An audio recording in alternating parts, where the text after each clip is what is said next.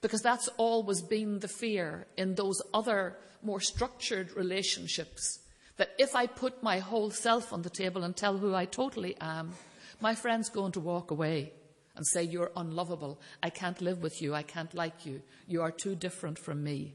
And here in this place, I think you have opened up a space where we're able to do all of that. Put the whole story out there, little by little. Maybe not on the first day, because distrust can always get in the way and fear gets in the way. But maybe on the 21st day of building up a relationship, you're able to put those things on the table.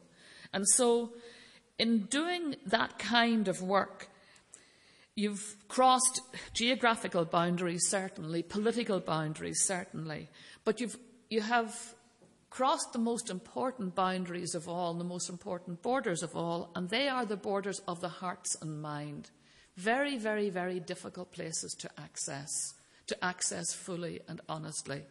And I think in providing support for New Border Generation's current programmes in that whole area of contact, cooperation, conflict transformation, the International Fund for Ireland and the Irish Government through the Reconciliation Fund have given very, I hope, encouraging and reassuring and supportive recognition to how important this work is, this human work is, of lasting peace and effective reconciliation. We have a tendency always to turn our eyes in the headlines, to what's going on at the big macro political level. What are the guys saying in Stormont or Westminster or in the Dáil? And yes, those are important places because leadership is important.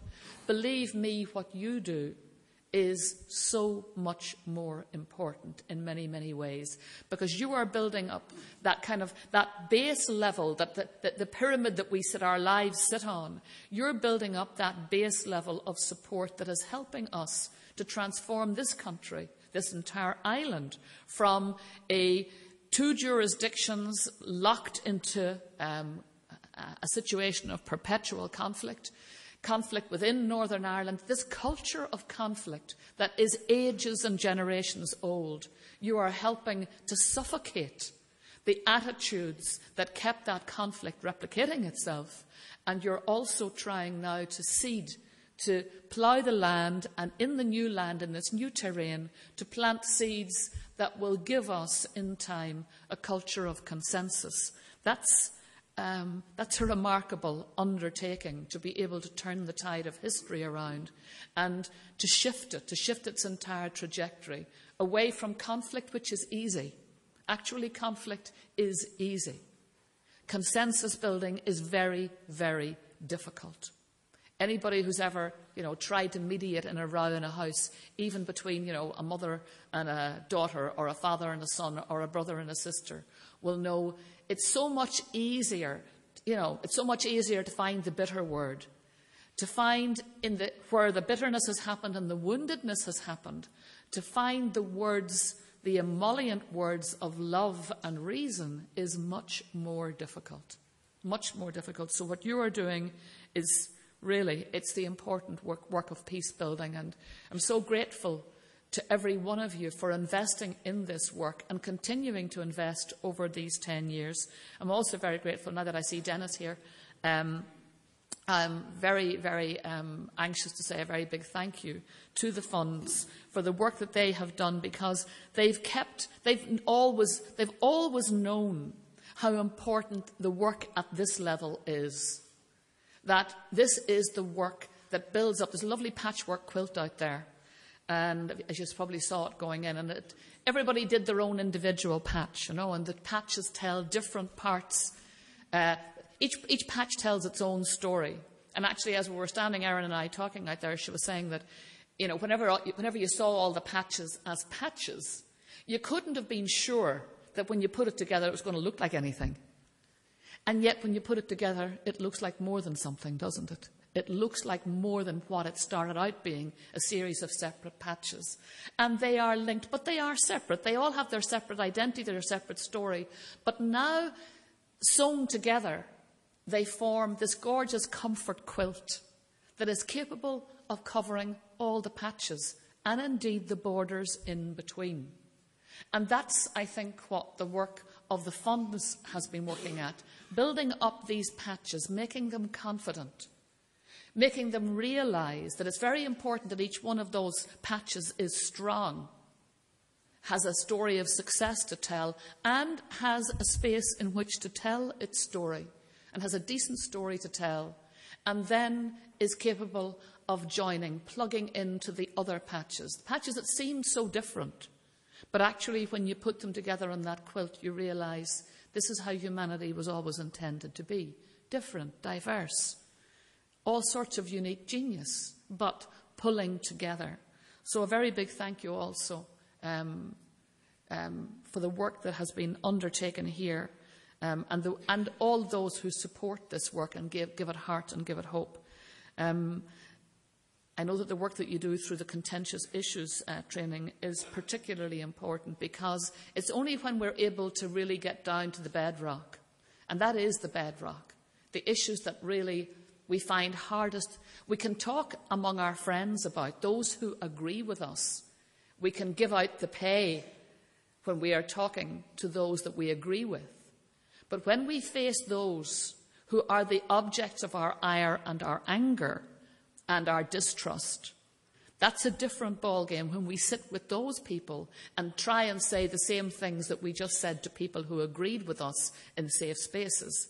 That's a very different thing. So dealing with contention, with contentious issues, right across the bone of contention itself, is a difficult thing and a necessary thing, helping to contribute to the wider transformation. Because if we can deal with those things without breakdown, without people, smacking each other or banging the table and rushing out and walking away, if we can deal with those things in a controlled and respectful environment, then we really do have a chance of developing this culture of consensus, embedding it in children's hearts, embedding it in adult hearts, and really making it a living leaven in our lives for the future. Everybody here understands, I think, in a very real way, that the kind of culture we're trying to build and the reconciliation we're trying to effect, it's not something you get in a one-day conference. It's not something that you get overnight. It's not a snappy, happy picture. It's something that not for nothing is it called the peace process.